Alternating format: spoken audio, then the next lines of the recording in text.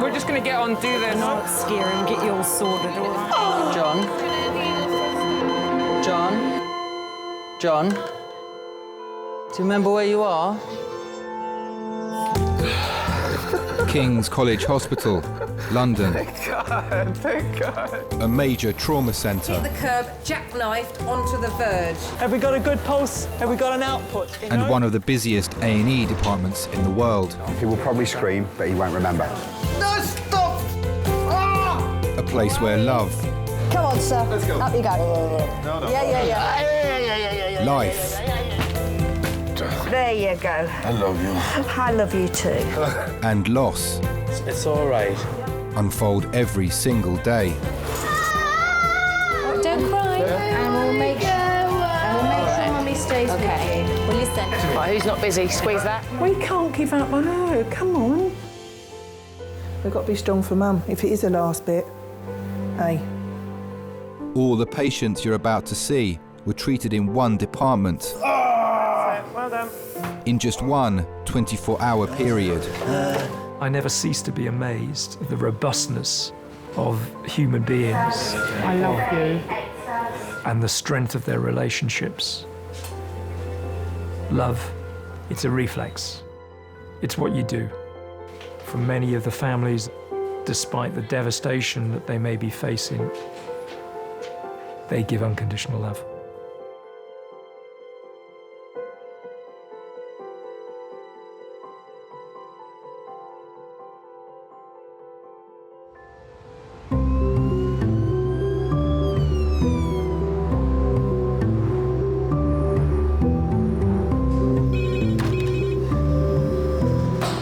Good morning, A&E, Michael speaking. Hello? No, this is accident emergency. Okay.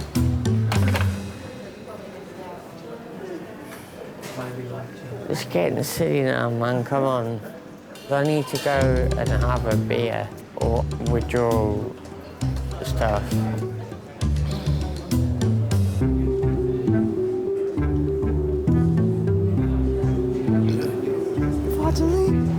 The t-shirt. That wasn't bad. That was a tiny one. I was just wondering, could I get something to stop me from withdrawing from alcohol? But you're not actually withdrawing at the No, I've got the shakes, but... Because I think they've seen you. The doctor doesn't think you need any of those. Medically, you're fine. Yeah. Until you show symptoms, they won't give you anything. Okay, I'll just go back that way. It's gonna be one of those days.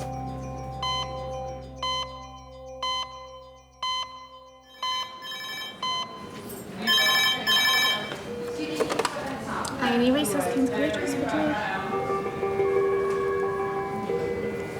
That's lovely. Thank you. Bye. Fitting.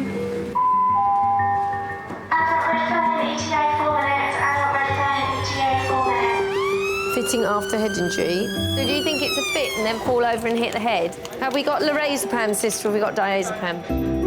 IV access, if that's possible. Just normal saline in case it's a drinker.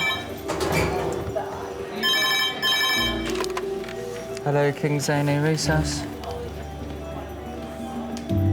Okay, go ahead. Can you say so? 1, 2, 3. Stroke red phone, 8 minutes. Stroke red phone, 8 minutes. If you imagine your brain's entrapped in this shell, from a head injury point of view, if you bang your head, it's been shaken quite vigorously. So you're going to be confused, disorientated, and then you've opened your eyes, you don't know any of your surroundings. Hello, Elaine. I'm Dr. Hobbs. I'm one of the accident and emergency consultants. Hello. And can you remember what happened? OK. Now, listen, we're going to have to pop a little line in your arm and take some blood. Imagine how scary and frightening that must be. You all right there, John? Can you hear me okay? Yeah. Do you know where you are yet? No. Do you know who I am? No. You're in the hospital now, John. You need a pet sign? I've fallen down the stairs at a tube station and woke up to a doctor who I knew, shaking my leg, saying, you know who I am, you know who I am. And I said, I don't know who you are. I don't know where I am. Where am I? 1, 2, 3. And I was petrified. There wasn't a friend in sight. There wasn't a face I knew. I'd never been so scared in my life. I was petrified. En route, he was quite absent en route, and since the Pete has no idea where he is, who he is, what he's doing, anything. Okay. Can you tell me your name? Good old shakes. John. Come back John. once he came back. Yeah, Do you know where you are right now? No. You're in King's College Hospital. So I know and imagine what these people are going through in their heads. He has got complete right side of weakness. He's got no sensation down his right arm. He's got sensation in his right leg, but no sensation in his left arm. Do you know why you've come here today? No. No, OK. You went to St Thomas's Hospital. You showed signs of a right-sided weakness. So they're querying whether you may have had, like, a little stroke or something, OK? Now, we're a specialist centre for that, so that's why they've sent you here, so we can get a scan of your head. And if it does show that you've had a stroke, then we have a sort of clot-busting drug to clear that blockage, yeah? And try and get you back to normal again. Are you allergic to anything? Just work. Work. I think I might agree with you on that one.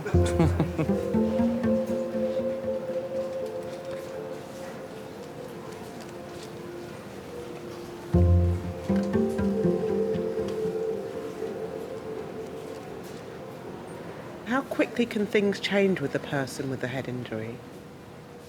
Within a click of a finger.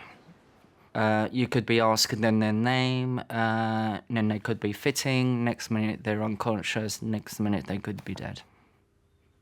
So very, very, very quickly.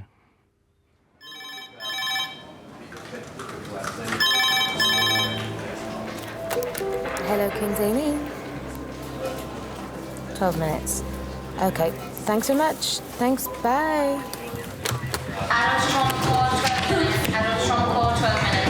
Who have we got? I think we have an orthopod. I think we have a surgeon.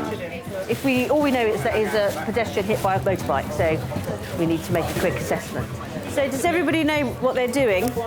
Should we go in 7? Yeah. Is that all right? Katrina, we'll pop this next one in your room. Okay, so I have a call to the strike, 20 Ceresis by 7, call to the strike, 20 Ceresis, thank you. We're not going to have a good day, are we? All we know is that he's a pedestrian hit by a motorbike, so... Oh, they're here? Yeah.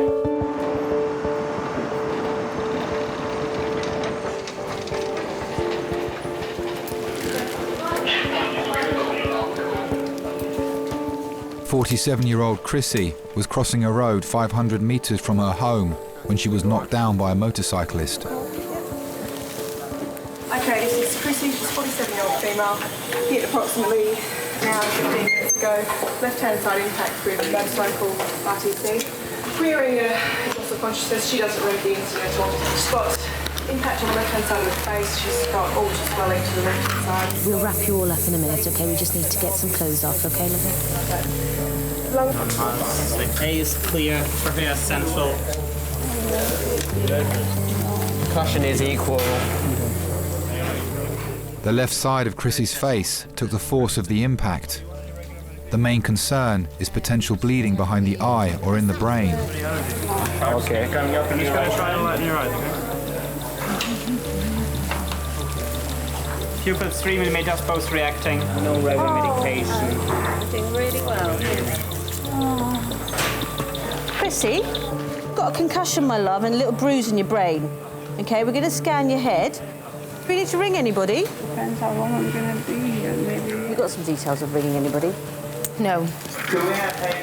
Do you have any details of... I've only got the female's details. She's got a mobile phone, but it's obviously coded. Coded. So I can't get into that. We believe her husband to be Tim Fenner. Is there any chance you can try and track down a number for him? Because her memory's a bit okay, no stuck at the moment. Chrissy, is there any pain there? And your neck. Here. Here. A little bit there. So maybe a bit in T7. Yeah, all right, I'm at this RTA shoot to see I've got the casualty up at King's. I've got a name and a date of birth, and we're desperately trying to find the next of kin contact number. I was coming back from the garage where I'd got the car. I'd taken the car in to have some work done that morning, and the traffic was just stacked up all the way down the hill, and I was like cursing and swearing because I couldn't get home. So we make sure we take a vomit bowl. Of course, I got stuck in the traffic jam that her accident had caused. First thing I knew was sort of coming in and the phone ringing. And then I've got this guy from the Metropolitan Police telling me that, you know, my wife's been involved in an accident and I need to get to King's College as soon as possible. OK, my love, what we're going to do now is we're going to move you onto the CT scanner. You just fly there, and the scanner does the scanning, OK? Sorry, sweetie. It was 20-odd years ago. We started going out together.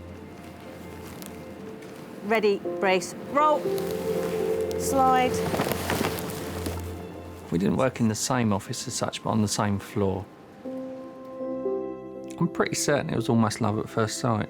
So, sounds a bit corny, doesn't it? But there was an instant attraction in that sort of warmth of her face and the glow that she seemed to give off.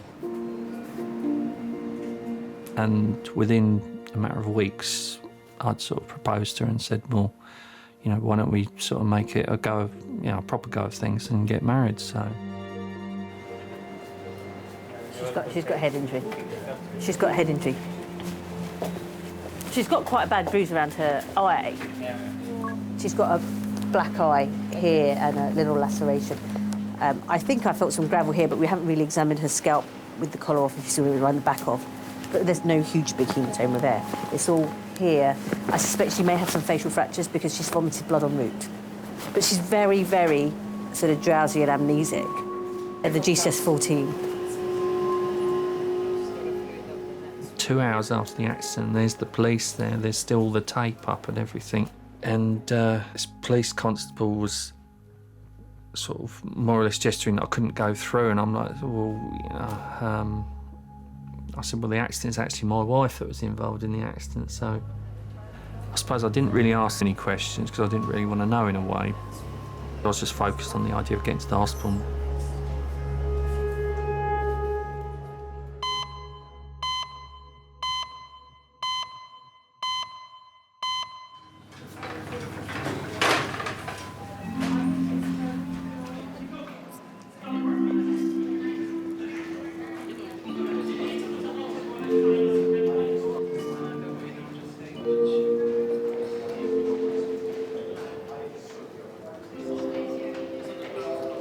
I don't know whether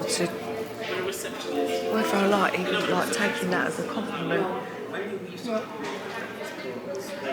Everyone always says I look like your sister. That means I look old. No, it means I look young, and I want to look like your mum. That means I look old.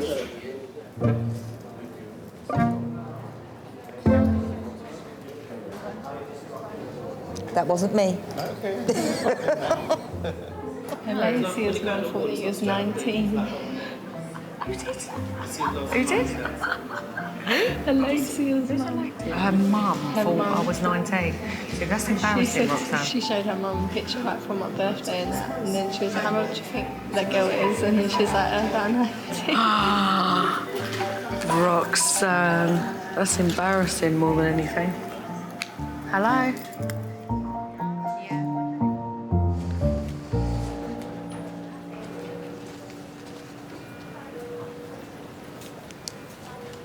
Yeah, John? John?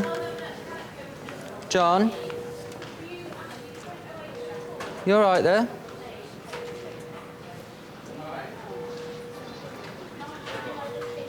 Do you remember where you are?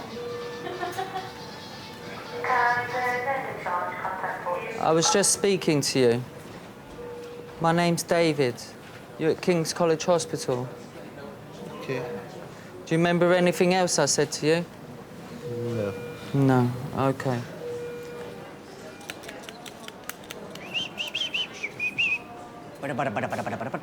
Somebody sounds happy. Are we ready to rock and roll?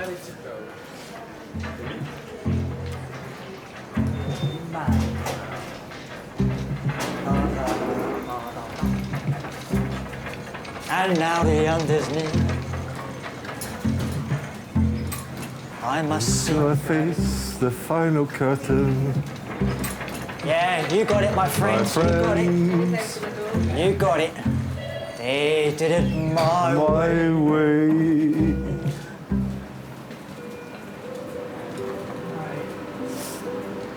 Bit of old Frank Sinatra, eh?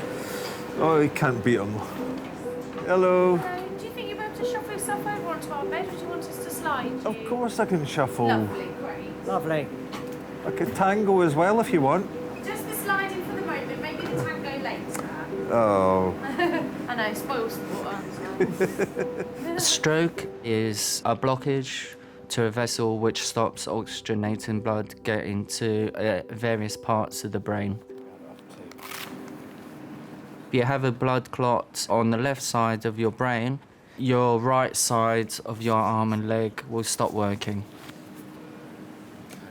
Whenever you're ready. Okay. I think.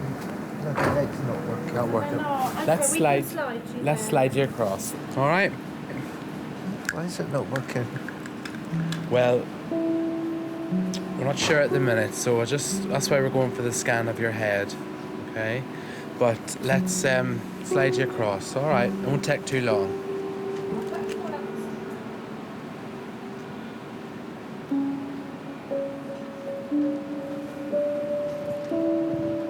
Don't worry, we'll slide you across, John. John. Oh, hold on. Don't want you to.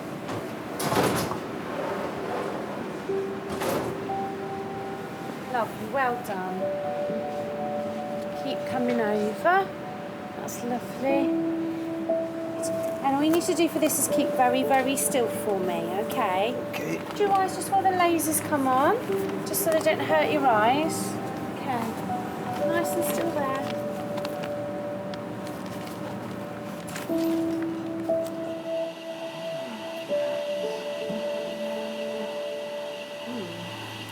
You did operation for a cyst.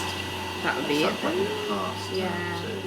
The scan has revealed a previous operation to remove a cyst in John's brain. It explains some of his short-term memory loss. There is some brain there. Yeah. But there's no blood. So we just carry on and thrombolise. While the doctors have found no significant bleed in the brain, John's history of right-sided weakness means they will still treat him for a minor stroke. Joan, how are you doing? We believe you may have had a stroke, Joan, so we're going to give you some clot-busting medication. Okay. So I'm not going to die yet. Not at all. Don't talk like that.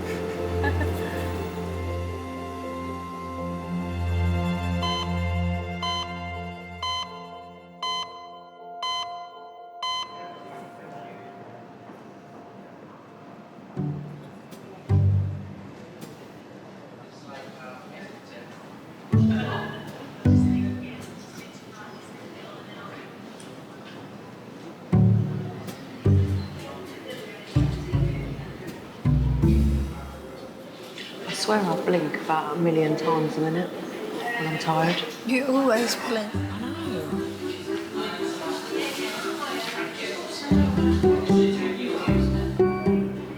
I feel sick. Yeah, you feel sick probably because you need to eat. This is what I'm saying to you, Rox. You need to eat. You can't just have biscuits. Had a cream egg as well. Roxanne, you need a sandwich or something, darling.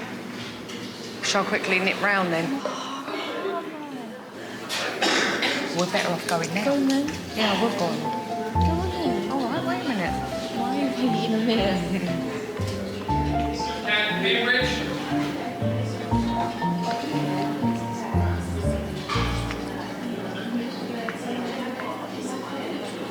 OK, I'm going to go. Right, what do you want?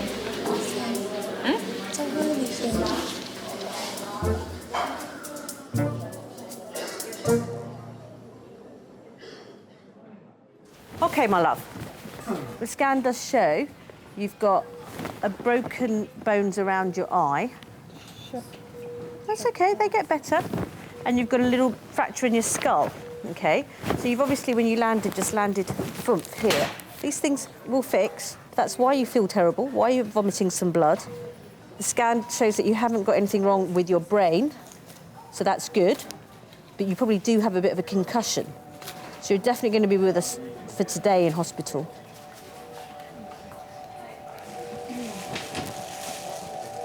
This lady, the whole imaging's been done. Spiros here is her trauma fellow, is just making the phone calls to Neuro and Max Fax as we speak.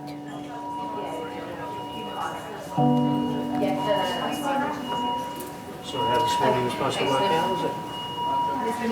Tim was on his way. You're not worried about anything? Luke, 3999. Don't answer any old ones.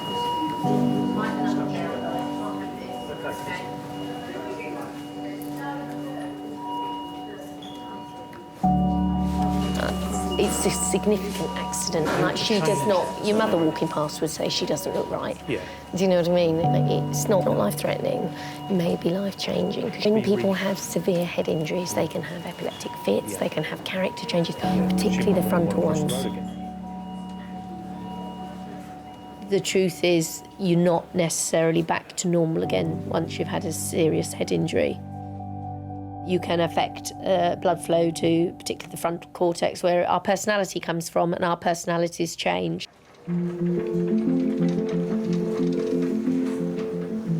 You can't help the way you've changed because the injury can't be undone. But unfortunately, that living has to go on. John, do you know where you are? No. No. You're in King's College Hospital, OK? Do you know what month it is? No. No. It's March. Oh. OK. And what year? Springtime. What year is it?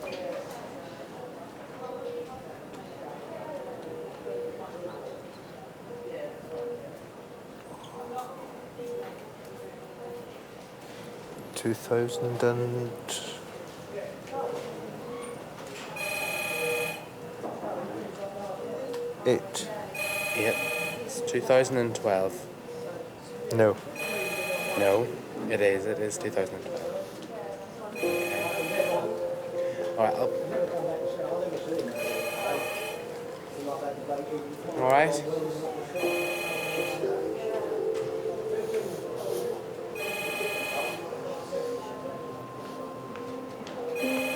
Don't worry, okay?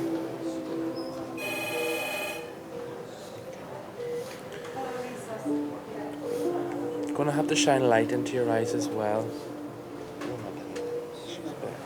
Sorry, what's that? The tissues over there. Oh, right. Got some tissues here. It's all right.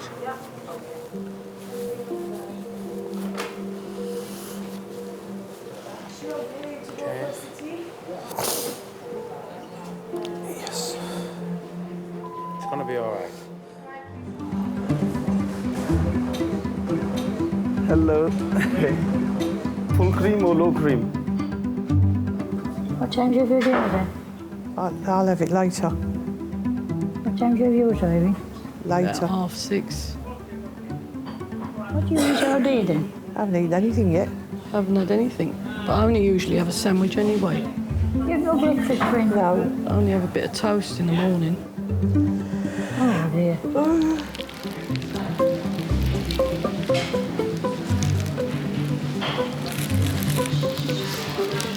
Picnic in A&E waiting room. This is a picnic, just a sandwich. What did you do about your dinner? Marion, she's talking to you. Aren't you hungry? A bit. I'll survive. Are you hungry? A bit peckish. High life. Huh? What's it like?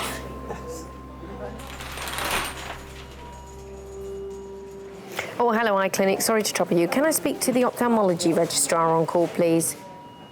It's a lady who was crossing the road who was hit by a motorbike. In her left orbit, she's got a fracture of every single wall. So the lateral, the medial, the posterior, and the inferior. The only thing she hasn't fractured, we think of that, is the superior wall, OK?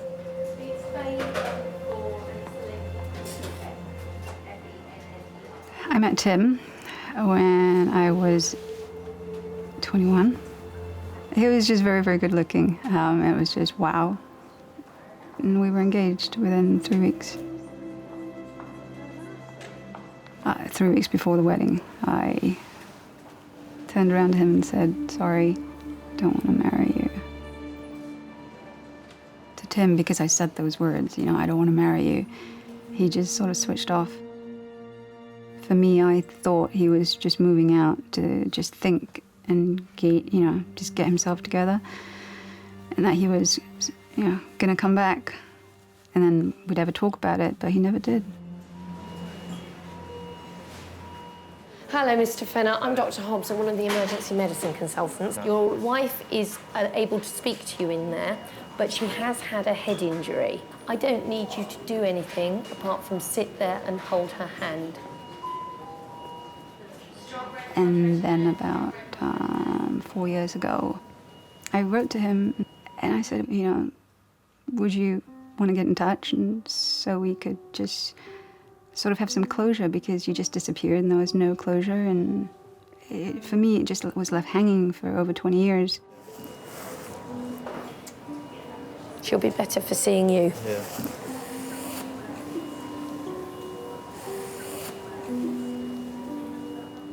There's this letter in front of me from a person that I'd really loved and felt such a great bond with, and yet, yeah, things went wrong at the time, but there were still those feelings there.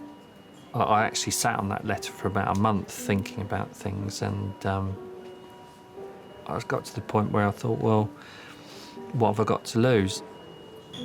There is no bleed as such in her brain, right? Where's the blood at the moment coming from? And it's just like a bit of sort of tissue or swelling, blood swelling from all the soft tissues and the muscles that surround the eye, and it's in its socket. We didn't plan anything, it just happened. It was like doors opened and you had the choice. You either go through the door or you don't go through the door, and it was just the universe paving the way for us. To us, it was like getting a second chance. It was like, you know, look, we messed up the first time. You know, we shouldn't have broken up. And it just felt like the universe was giving us a second chance.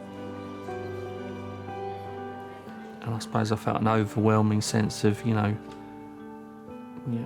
I'm home, I suppose, in a lot of ways.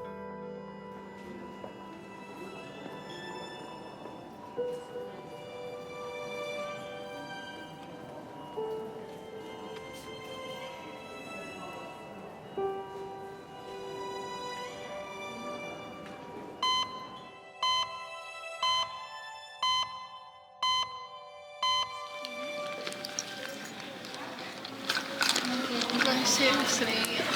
All right, it ain't gonna be long now.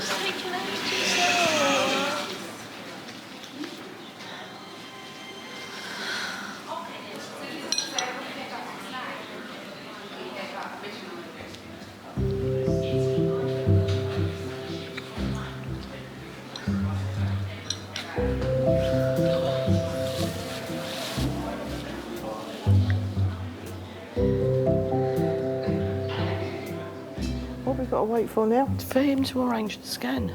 A scan or an X-ray? A scan. That's where they put the jelly on, isn't it? I think so, yeah. Like a baby scan. Yeah. They put the jelly on to scan it. What did I wait for? Jelly and custard. Very funny. What time do I get me dinner? We don't get it won't here. be long now. Won't be long. Hey? Try and get you a cup of tea in a minute. We've got to wait for him to do the X-ray of your Just foot. waiting to go down for an X-ray. I don't wait all the time for my dinner. No, we'll get you something, Mum, because... Then you can have your dinner when you go home. Yeah, but by the time she waits... We've got to wait till I go home from your dinner. I think so, yeah, but we'll get you something to keep you going. Do I get my dinner here? No, you... God, Hey? just tell her yes, you do. Yeah, in a minute, yeah. They're cooking it now. And I get my dinner? Yeah, they're cooking it for you. What would you... He's going to ask you what you'd like. What would you like for dinner? What would you like for dinner? Roast dinner. Requests. Roast dinner. A roast dinner. Right, no problem.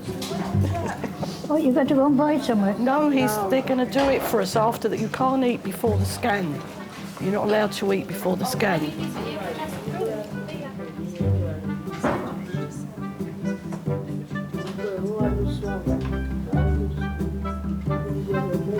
What am I doing here?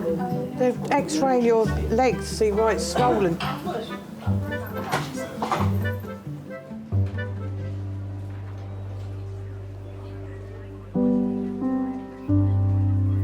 "22-year-old Benedict is back at King's.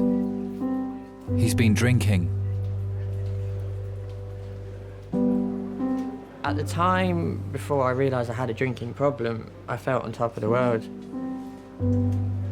I felt amazing. I thought, you know, this is great. This is all I wanted to ever do, is just, you know, drink. At the peak of my alcoholism, my worst, like, I would say I was drinking basically anything as quick, as cheap as I can to be obliterated, to block out reality.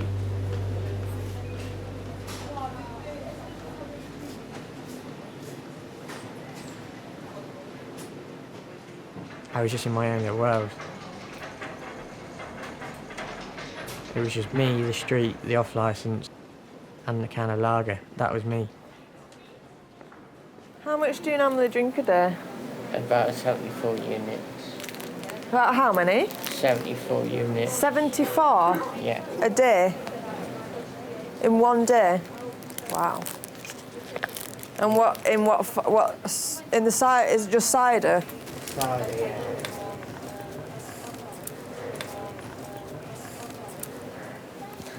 No, I could easily have up to 9 litres of 3 litres of white ale. Wow. 9% cider? 9%, yeah. What made you start drinking in the first place? I don't know, you can tell me. Do you regret it? Yeah, of course I do. You're very pretty. Thank you. That's nice of you to say. Make me blush? Really? Nah. It takes a lot to make me blush, really. I think I was about 6 years old, just starting out primary school, and we all got brought into the main hall. This guy stood up and he said, well, this is what we call the trumpet. And he must have played something really cool, like the Pink Panther, or something really cheesy theme tune. And I said, from that day onwards, I said, that's what I want to do. It's letting your emotions free. It's my voice. If I can't say something, I'll let you know via the trumpet. I'm just sick of the withdrawals and the fits. So. And then you drink to stop you feeling like rubbish. Yeah, I don't enjoy it. I hate it. It must be hard. Yeah, Hard work. Stop you feeling rough. Yeah. There were some times if I left the house, you know, I would have my trumpet case with me, but there wasn't a trumpet in there. There was a big bottle of cider. I couldn't stay sober enough to sit through one rehearsal. The drinking had really messed up something that I've always wanted to do.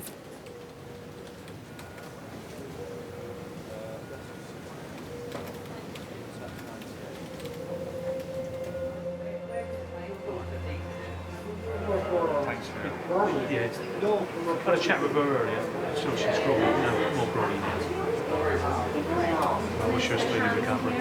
Okay. Yeah. Okay, no worries, Tim. All right. Thank you. Take care. Thanks. Bye. It is a marathon, it's not a sprint. Long after the hospital has discharged them, the process of getting well may still be going on, and it's the relatives who carry the burden of that. First floor of Jamie Wing. Okay. All right, you go and we'll meet you there. It will affect a relationship between a husband and wife, a relationship between the parents and the children, or even between the children. They will carry the weight of that burden for years to come, probably a lifetime. I suffer from severe withdrawal from alcohol. The nurse said, I can't give you a fag. There we go, so a lot worse off than I am. Another one? Yeah.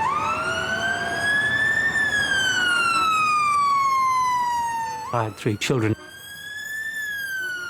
Simon is very political, which I enjoyed. Emily went to my college and did English and drama, and I love English.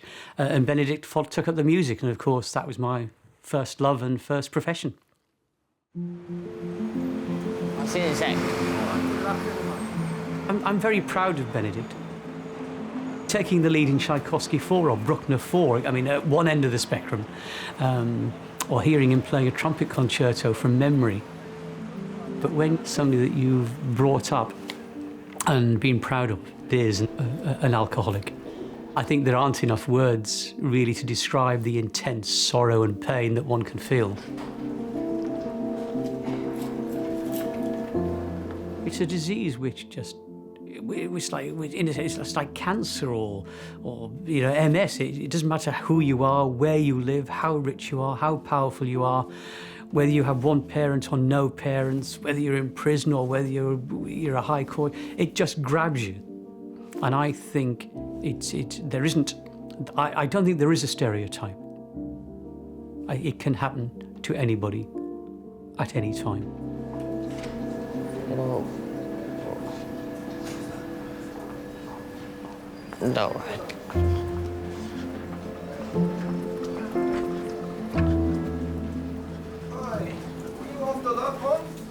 What? Hey, mate, right. Yeah, where you going?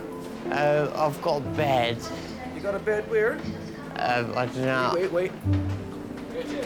Yeah. Come here. Yeah. Quick. Yeah. There is it? Yeah.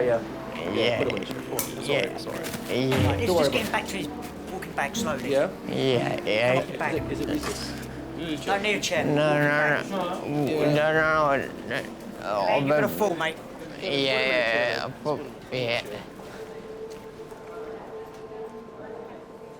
I can't control it, and I can't cure it. It's the 3 C's. It's, you know, it's a sort of standard little mantra, isn't it? I can't control it, I didn't cause it, and I can't cure it. And again, that's the insidious part of the disease, is that only Benedict can cure it himself.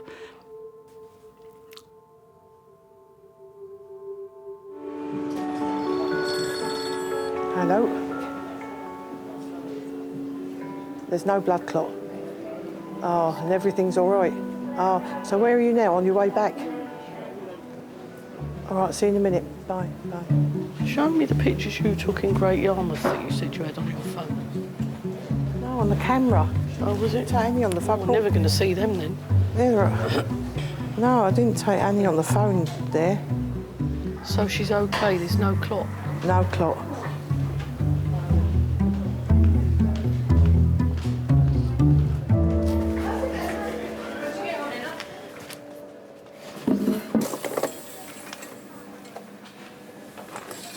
Hi, Benedict. Hi, it's Emmanuel from Mental Health. Yeah, I remember. You remember me last night, isn't it? Okay. What's happening? I had a withdrawal fit. Normally, I have a certain amount of drugs that I have to take, but they're not giving it to me, so... If you need it, definitely they'll prescribe it for you. No, but I do need it. One doctor said, yes, you think you can. need it, but when they've done the assessment, they don't think you need it. It makes you feel sick to the stomach that I actually became a compulsive drunk alcoholic liar. I was that guy. I was the guy. I was like, oh, not him again, you know. Here we go again. It's the same routine. I wanted the attention. I wanted the care. How best will you describe your mood at the moment? Out of 10, about 1.5. And how long have you been feeling low for? I'd say since I was about 19. I'm now 22. I cut my 2 sides of the neck, as you can see. And why did you do that? I tried to kill myself.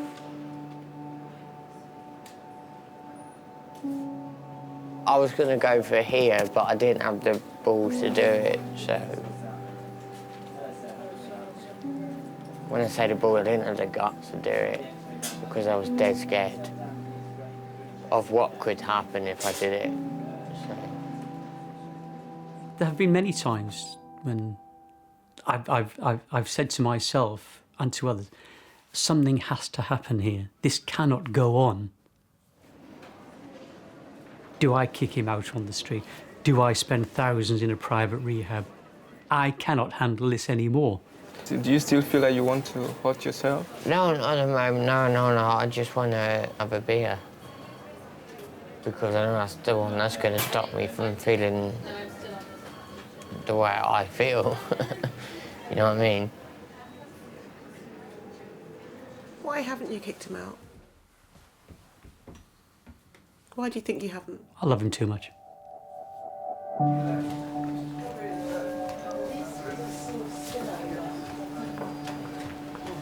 Yeah, I'm good to go. Well, I'm having a go and chat with the doctor, so you just take a seat. I wonder what's going on.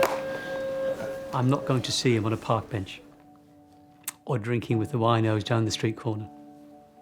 I'd rather have him here unconscious than allow that to happen. At least when he's here, I know that there'll be a solution. Your bloods are all completely normal. So your liver function's absolutely fine at the moment. Don't think for a minute that that means if you keep drinking like this, it'll stay fine, because you won't. Yeah. Not at all, but at the moment it's fine. Okay. So, thank you very much for your time. Okay. All right, take Thank care. you. Bye-bye. He doesn't need to apologise. He doesn't need to explain. Because when he's not drinking, he's my son again, and we just move on. I forgive him. Full stop. He doesn't even have to say sorry.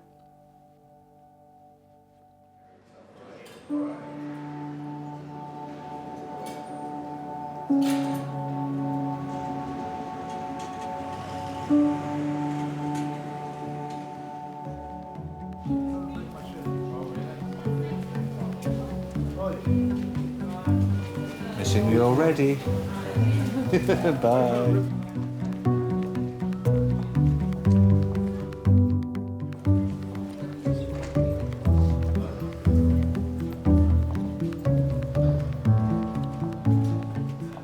I'm not very good at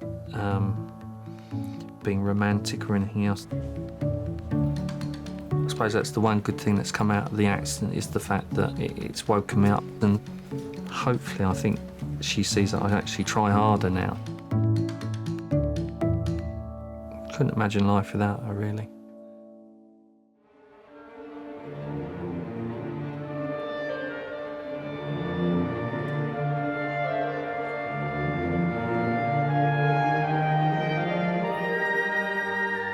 I went through a detox program straight from King's.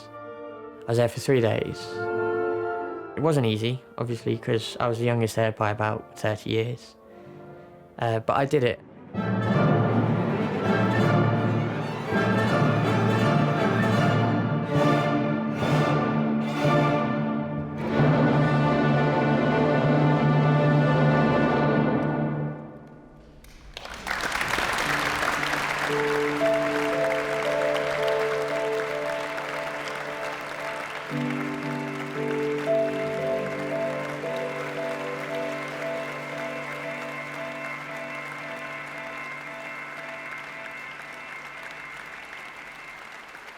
Every night I lie awake and I'm scared.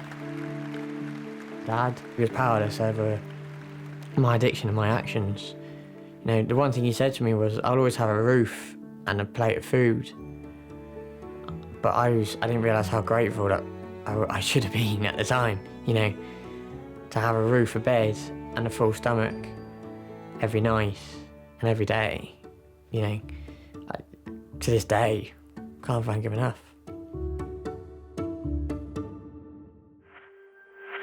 Security control, good evening, hello. There's a reason why we do checks, okay? There's a reason why we do checks. It's a hospital. 8-year-old fallen 3 metres.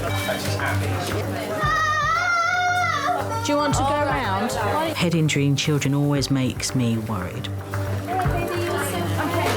They want, please tell me this is going to all be all right. And I can't, because I will not give false hope.